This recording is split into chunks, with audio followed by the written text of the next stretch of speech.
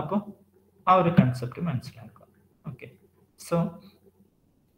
So T P by P dash.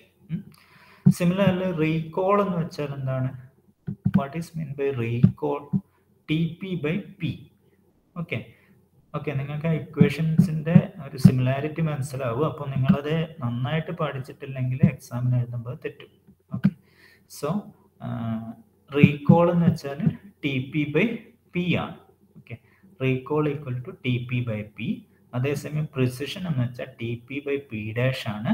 ഇപ്പോൾ P dash എന്താണെന്നും പറഞ്ഞു, പി എന്താണെന്ന് നമ്മൾ ഡിഫൈൻ ചെയ്തു. ഓക്കെ, അതായത് പി ഇങ്ങനെ ആഡ് ചെയ്താൽ കിട്ടും, പി ഡാഷ് എന്ന് വെച്ചാൽ ഇതിനെ കോളം വൈസ് ആഡ് ചെയ്താൽ കിട്ടും. അപ്പോൾ അത് മനസ്സിലാക്കുക. Okay, so similarly some other parameter, sensitivity, okay, and specificity. അപ്പോൾ സെൻസിറ്റിവിറ്റി എന്ന് വെച്ചാൽ എന്താണ്? What is mean by sensitivity? അതായത് ടി പി ബൈ പി ആണ്, which is equal to T P rate. അപ്പോൾ ടി പി റേറ്റിനെ തന്നെയാണ് എന്ത് പറയുക? സെൻസിറ്റിവിറ്റി എന്ന് പറയുക. സിമിലർലി സ്പെസിഫിസിറ്റി എന്ന് വെച്ചാൽ 1 - എഫ് പി റേറ്റ് ആണ്, 1 - എഫ് പി റേറ്റ്. അപ്പോൾ ഇവിടെ എഫ് പി റേറ്റ് എന്ന് വെച്ചാൽ എന്താണ്? എഫ് പി റേറ്റ് എന്ന് വെച്ചാൽ ഇതാ, ഇത് ഈ പാരാമീറ്റർ 1 - എഫ് പി റേറ്റ്, അതാണ് സ്പെസിഫിസിറ്റി. ഓക്കെ, അപ്പോൾ നിങ്ങൾ ഈ ഇക്വേഷൻസ് ഒക്കെ എന്ത് ചെയ്യണം? പഠിക്കണം. ഇക്വേഷൻസ് ഒക്കെ പഠിക്കുക, വളരെ ഇമ്പോർട്ടൻ്റ് ആണ്. പ്രോബ്ലംസ് ചോദിക്കും, ഡിസ്ക്രിപ്റ്റീവും ചോദിക്കും. ഷുവറായിട്ട് ഈ ടോപ്പിക്കിൽ നിന്ന് ക്വസ്റ്റ്യൻസ് വരും, ഏതെങ്കിലും ഒരു സെക്ഷൻ. സോ അപ്പോൾ മെഷറിംഗ് ക്ലാസിഫയർ പെർഫോമൻസ് ആണ് പറഞ്ഞത്. അപ്പോൾ മെഷറിംഗ് ക്ലാസിഫയർ പെർഫോമൻസിൽ നമ്മൾ എന്താണ് കൺഫ്യൂഷൻ മെട്രിക്സ് എന്ന് മനസ്സിലാക്കി, പിന്നെ അതിലെ പാരാമീറ്റേഴ്സ് മനസ്സിലാക്കി, T P, F P, T N, F N. പിന്നെ ഇതിൽ പി ഡാഷ് എന്താണ്? പി ഡാഷ് എന്ന് വെച്ചാൽ ഇങ്ങനെ കണ്ടുപിടിക്കുക.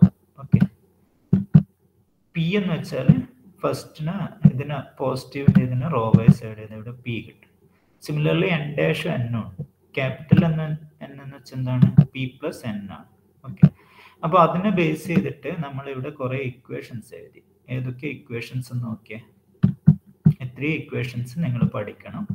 ഓക്കെ, ഇത്രയും ഇക്വേഷൻസ് നിങ്ങൾ പഠിച്ചെടുക്കണം. ഓക്കെ, അപ്പോൾ ഇതാണ് ഡിഫറെൻ്റ് എന്ത് പറയുന്നത്? ഡിഫറെൻ്റ്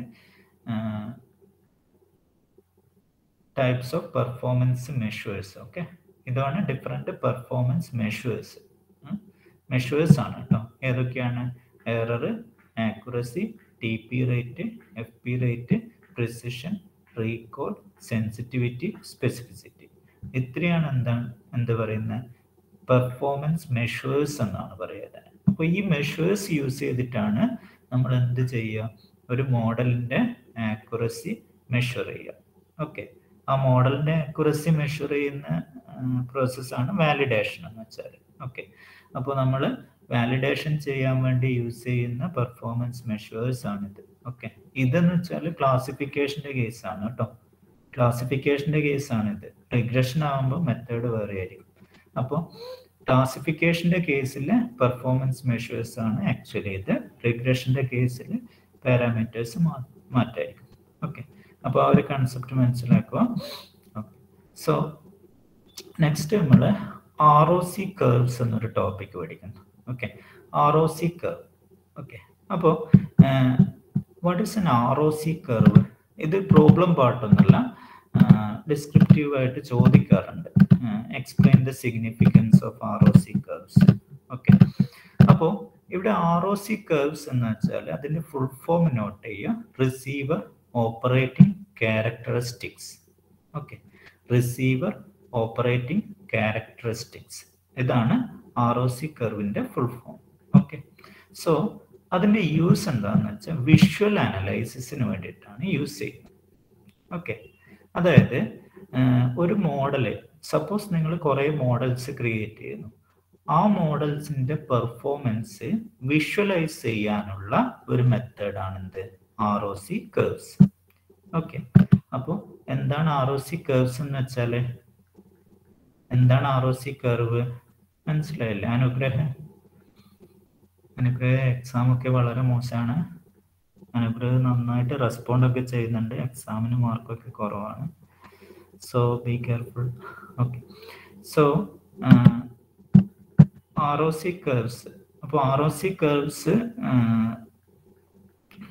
വിഷ്വൽ അനലൈസിസിന് വേണ്ടിയിട്ടാണ് യൂസ് ചെയ്യുന്നത്. ഞാനപ്പോൾ അതിൻ്റെ കൺസെപ്റ്റിലോട്ട് പോവാം ഡയറക്റ്റ് ആയിട്ട്. അതായത് ഇതാണ് അതിൻ്റെ കൺസെപ്റ്റ്.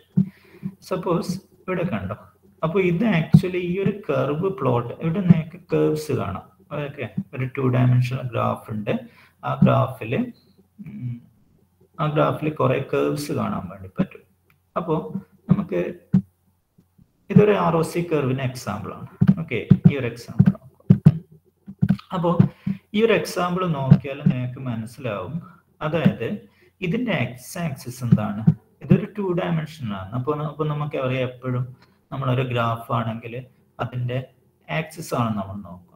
ഓക്കെ, അപ്പോൾ ആക്സിസ് എന്ന് വെച്ചാൽ എക്സ് ആക്സിസ് എന്താണെന്ന് നോക്കേ, FP റേറ്റ് ആണ്. ഓക്കെ, നോട്ട് ചെയ്യാണ്. അതായത് ഒരു ROC കർവിന്റെ എക്സ് ആക്സിസ് എന്ന് വെച്ചാൽ FP റേറ്റ് ആണ്. ഫോൾസ് പോസിറ്റീവ് റേറ്റ് ആയിരിക്കും ഉണ്ടാവും. ഓക്കെ, സിമിലർലി Y ആക്സിസ് എന്തായിരിക്കും? True positive rate. അപ്പോൾ ഞാൻ ഇവിടെ എഴുതാം, ഒരു ROC കർവിന്റെ Y ആക്സിസ് എന്ന് വെച്ചാൽ TP റേറ്റ് ആണ്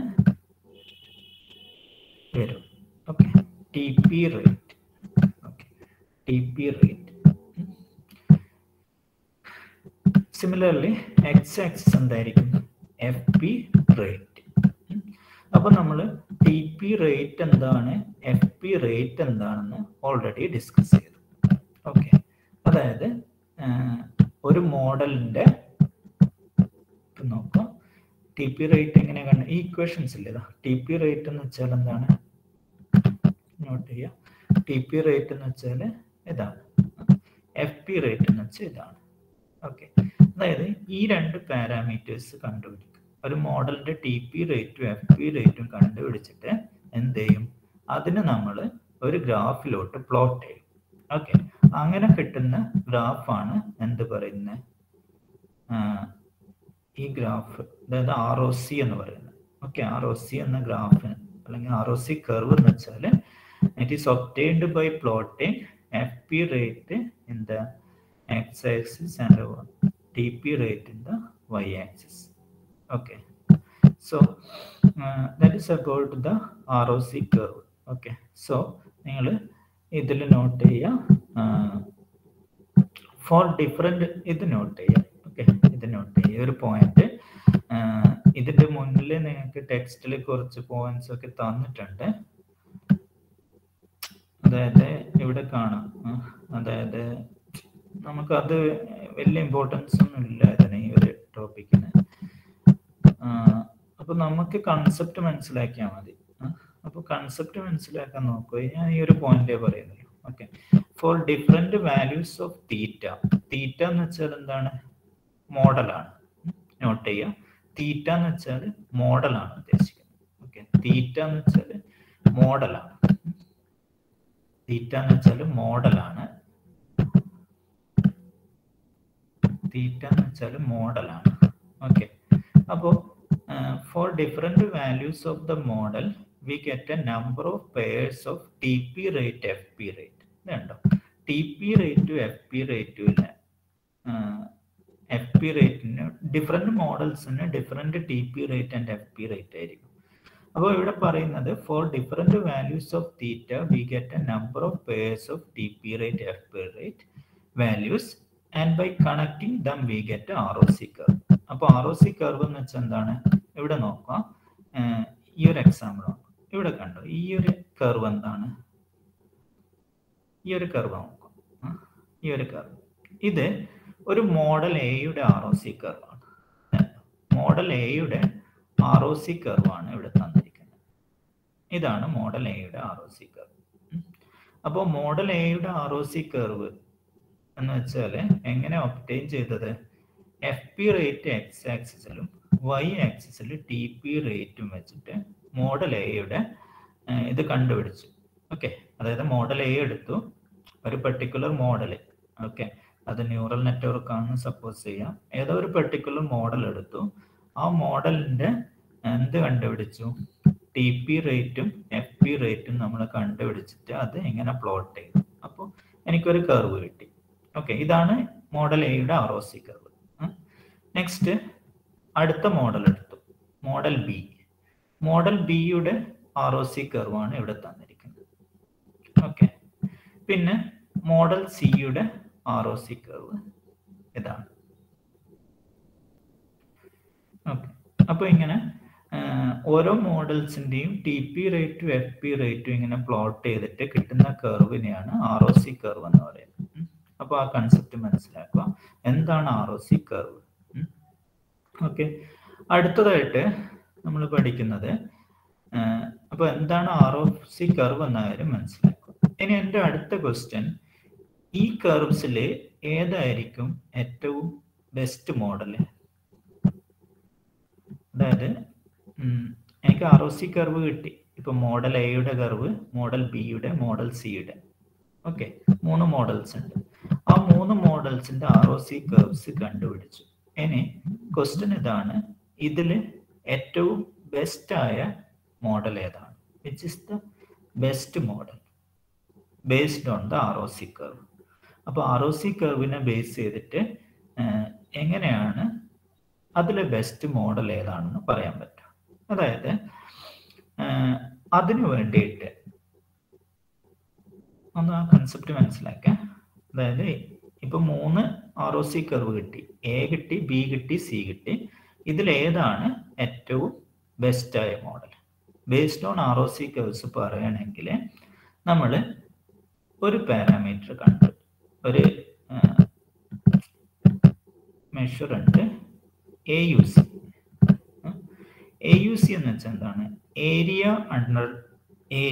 under the curve. Okay, AUC എന്ന് വെച്ചാൽ area under the curve. Concept മനസ്സിലാക്കുക, ഏരിയ അണ്ടർ ദ കർവ്, അതായത് കർവിന്റെ താഴെയുള്ള ഏരിയ. ഓക്കെ, AUC എന്ന് വെച്ചാൽ എന്താണ്? Area under the curve. അപ്പോൾ ഒരു ROC കർവിന്റെ താഴെയുള്ള ഏരിയ എത്രയാണെന്ന് കണ്ടുപിടിക്കുക.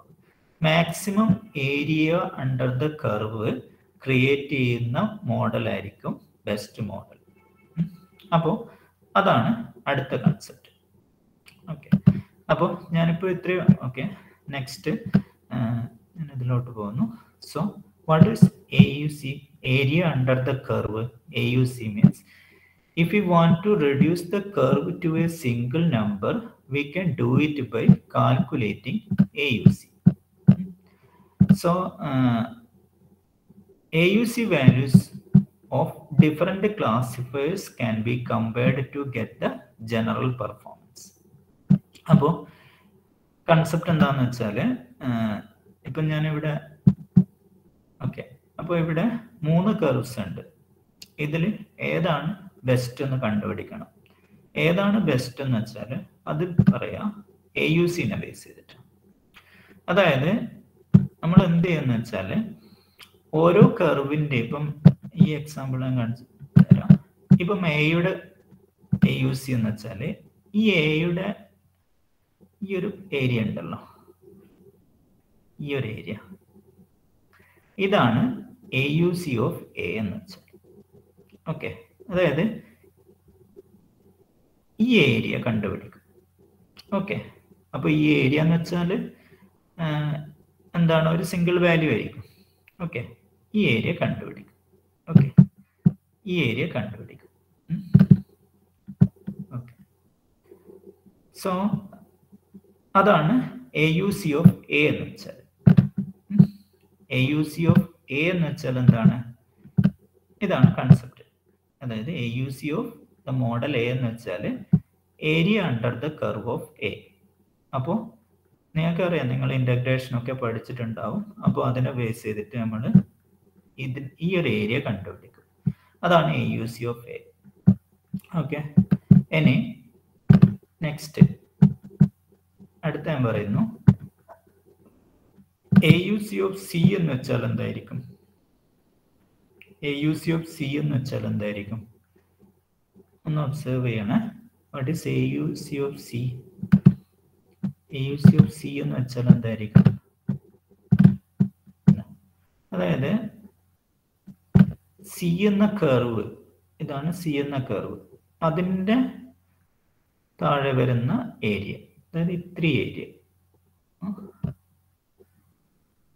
ഇത്രയും ഏരിയ ആണ് AUC of C.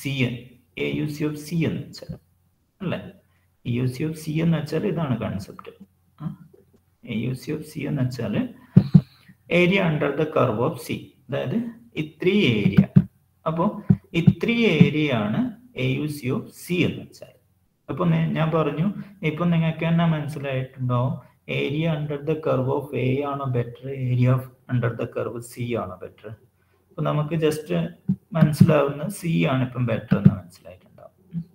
അതുപോലെ area under the curve B എന്തായിരിക്കും? ഇതായിരിക്കും area under the curve B. Okay, ഇത് മൊത്തമായിട്ട് വരും. ഓക്കെ, അപ്പോൾ കൺസെപ്റ്റ് ഇതാണ്. നമ്മൾ എന്ത് ചെയ്യുമെന്ന് വെച്ചാൽ ഇങ്ങനെ കർവ് പ്ലോട്ട് ചെയ്തിട്ട് AUC ഓഫ് ഈച്ച് കർവ് കണ്ടുപിടിക്കും. ഓക്കെ, അതിൽ ബെറ്റർ, ഏറ്റവും നല്ലത് ഏതായിരിക്കും എന്ന് വെച്ചാൽ ഏറ്റവും ലാർജസ്റ്റ് ഏരിയ ക്രിയേറ്റ് ചെയ്യുന്ന കർവ് ആയിരിക്കും ഏറ്റവും ബെസ്റ്റ് കർവ്. ഓക്കെ, സോ അതായിരിക്കും ഏറ്റവും ബെസ്റ്റ് മോഡൽ. അപ്പോൾ ഇതാണ് റിസീവർ ഓപ്പറേറ്റിംഗ് ക്യാരക്ടറിസ്റ്റിക്സ് എന്ന് വെച്ചാൽ ROC കർവ്. എക്സാമിന് കൺസെപ്റ്റ് മാത്രമേ ചോദിക്കാറുള്ളൂ. ഞാനപ്പോൾ അതിൻ്റെ ഡീറ്റെയിൽസ് ഒക്കെ പറഞ്ഞിട്ടുണ്ട്. ഞാൻ പിന്നെ ഇവിടെ ഇതൊരു അൺനെസറി ആയിട്ടുള്ള കാര്യമാണ്. ഇപ്പം നിങ്ങളിത് പഠിച്ചിട്ടില്ലെങ്കിൽ പ്രശ്നമില്ല. ഓക്കെ, സോ യൂഷ്വലി ഇത്രയാണ് മനസ്സിലാക്കേണ്ടത്. ROC കൺസെപ്റ്റ് ആണ് ചോദിക്കാറ്. ഓക്കെ, അപ്പോൾ ROC എന്ന് വെച്ചാൽ എന്താണ്? ഞാൻ ഒന്നും കൂടി റിപ്പീറ്റ് ചെയ്യുന്നു. ROC curve means receiver operating characteristics. It is used to visualize the performance of a model.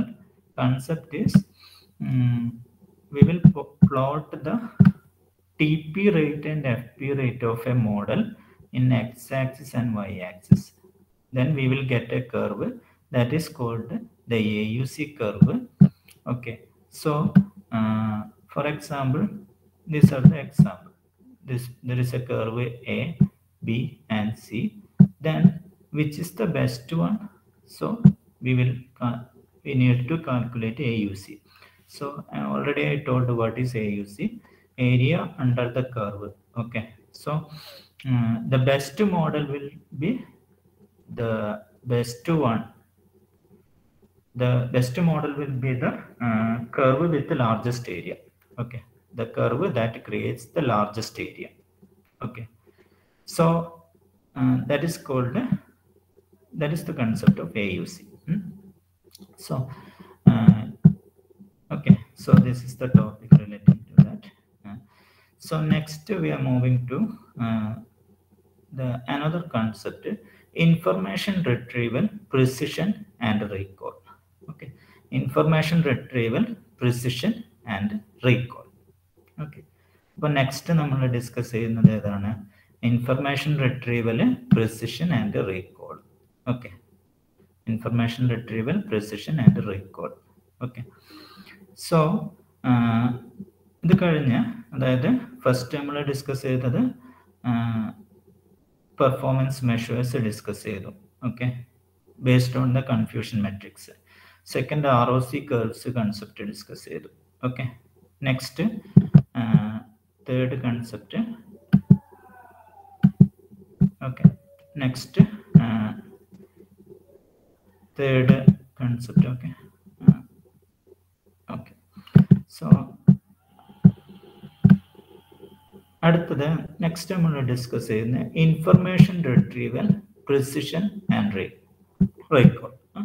അപ്പോൾ ഇവിടെ ഇൻഫർമേഷൻ റിട്രീവലിനെ ബേസ് ചെയ്തിട്ട്, ഓക്കെ, ഇൻഫർമേഷൻ റിട്രീവൽ എന്ന ടോപ്പിക്കിനെ ബേസ് ചെയ്തിട്ട് അതിൽ പ്രിസിഷനും റീകോളും എന്താണെന്നാണ് അടുത്തായിട്ട് ഡിഫൈൻ ചെയ്യുന്നത്. ഓക്കെ, സോ ഇൻഫർമേഷൻ റിട്രീവൽ എന്ന കൺസെപ്റ്റ് എന്താണെന്ന് ആദ്യം പറയുന്നു. So what is information retrieval? There is a database of records. Okay, ഒരു ഡാറ്റാബേസ്, അതിൽ കുറേ റെക്കോർഡ്സ് ഉണ്ട്. We make a query by using some keyword. Okay, അതായത് നമ്മൾ എന്ത് ചെയ്യുന്നു, അതിൽ സെർച്ച് ചെയ്യാൻ വേണ്ടിയിട്ട് ഒരു ക്വറി കൊടുക്കുന്നു. ഓക്കെ, സോ നാച്ചുറലി നമുക്ക് എന്ത് കിട്ടും, കുറേ റെക്കോർഡ്സ് അത് റിട്ടേൺ ചെയ്ത് തരും. And the system should return A number of record. Okay, so in that type of system is called information retrieval systems. Okay, so in that case, which are the different parameters we are using? Here also we will use precision and recall. Okay, here also we will use precision and recall. Okay, precision and recall. So we can define the precision in this way. Next, we are moving to the definition of precision in the case of information retrieval. Okay, so what is precision? Number of retrieved and relevant record divided by total number of retrieved records. Okay, ഇതാണ് precision എന്ന് വെച്ചാൽ. Precision എന്ന് വെച്ചാൽ എന്താണ്? What is precision means? Number of retrieved and relevant records divided by total number of retrieved record. Okay, അതായത് information റിട്രീവലിന്റെ കേസിൽ നമ്മൾ precision define ചെയ്യുന്നു. അപ്പോൾ പ്രിസിഷൻ ഇങ്ങനെയാണ് ഡിഫൈൻ ചെയ്തിരിക്കുന്നത്: number of retrieved and relevant records divided by total number of retrieved records. അതായത് first നമുക്ക് ഇതിന്റെ ടോപ്പ് പോർഷൻ നോക്കാം.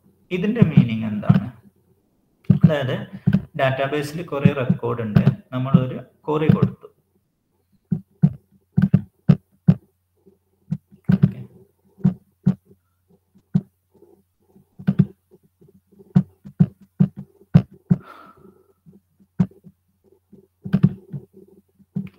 ഓക്കെ, അതായത് ഡാറ്റാബേസിൽ കുറെ റെക്കോർഡ്സ് ഉണ്ട്, നമ്മളൊരു ക്വറി കൊടുത്തു. അപ്പോൾ നമുക്ക് കുറെ റെക്കോർഡ്സ് കിട്ടി. അപ്പോൾ ഫസ്റ്റ് ഇതിന്റെ ടോപ്പിലെ പാരാമീറ്റർ നോക്കുക, number of retrieved and relevant records. അതായത് ആ ക്വറി കൊടുത്തപ്പോൾ നമുക്ക് കുറേ റെക്കോർഡ്സ് കിട്ടി, അതിൽ റിലവൻ്റ് ആയ റെക്കോർഡ്സ് ഉണ്ടാണ്. Number of retrieved and relevant records divided by total number of retrieved record. അപ്പൊ അതിനെയാണ് പ്രിസിഷൻ എന്ന് പറയുന്നത്. ഓക്കെ, അത്രയേ ഉള്ളൂ. ഇപ്പൊ പ്രിസിഷൻ എന്ന് വെച്ചാൽ എന്താണ്? നമുക്ക് പറയാം, പ്രിസിഷൻ എപ്പോഴാണ് 1 ആവുക? Precision equal to 1 means all the retrieved records may be relevant, but there may be still records that are relevant but not retrieved. ഇതിനെയാണ് പ്രിസിഷൻ ഈക്വൽ ടു 1 എന്ന് മീൻസ്. അപ്പോൾ പ്രിസിഷൻ എന്ന് വെച്ചാൽ എന്താണെന്ന് വെച്ചാൽ number of retrieved and relevant records divide by total number of retrieved record. അതാണ് precision. If precision equal to 1, then it means all the retrieved records may be relevant, but there may be still records that are relevant but not retrieved. So precision എന്താണ്, അതിന്റെ definition നോക്കുക. പിന്നെ recall എന്താണെന്ന് നോക്കുക. റീകോളിന്റെ ഒരു definition കൂടിയുണ്ട്, അടുത്ത ക്ലാസ്സിൽ എടുക്കാം. റീകോളിന്റെ ഒരു ഡെഫിനിഷൻ കൂടിയുണ്ട് ഇവിടെ. ഓക്കെ, പിന്നെ അപ്പോൾ ഇത് ഇൻഫർമേഷൻ റിട്രീവലിന്റെ കേസിലാണ് പ്രിസിഷൻ റീകോളും ഡിഫൈൻ ചെയ്തിരിക്കുന്നത്. ഓക്കെ, ഇൻഫർമേഷൻ റിട്രീവൽ എന്ന കൺസെപ്റ്റ്, അതിന്റെ ബേസിൽ നമ്മൾ precision and recall measures define ചെയ്യുകയാണ് ചെയ്തത്. ഓക്കെ, പിന്നെ ഇത് പ്രിസിഷൻ ആൻഡ് റീകോളിന്റെ ഒരു ഡയഗ്രാംസ് ഒക്കെ ഉണ്ട്, നമുക്ക് അടുത്ത ക്ലാസ്സിൽ ഡിസ്കസ് ചെയ്യാം. സോ ഈ ഒരു ടോപ്പിക് ഉണ്ട്, ഇത് നമുക്ക് അടുത്ത ക്ലാസ്സിൽ ഡിസ്കസ് ചെയ്യാം. Okay, so please give your attendance in the already attendance തന്നില്ല എല്ലാവരും. Okay okay, thank you. Attendance chat ബോക്സിൽ ഇട്ടേ, നേരത്തെ ഇടാത്തവർ അറ്റൻഡൻസ് ചാറ്റ് ബോക്സിൽ ഇട്ടോ. ലീവ്.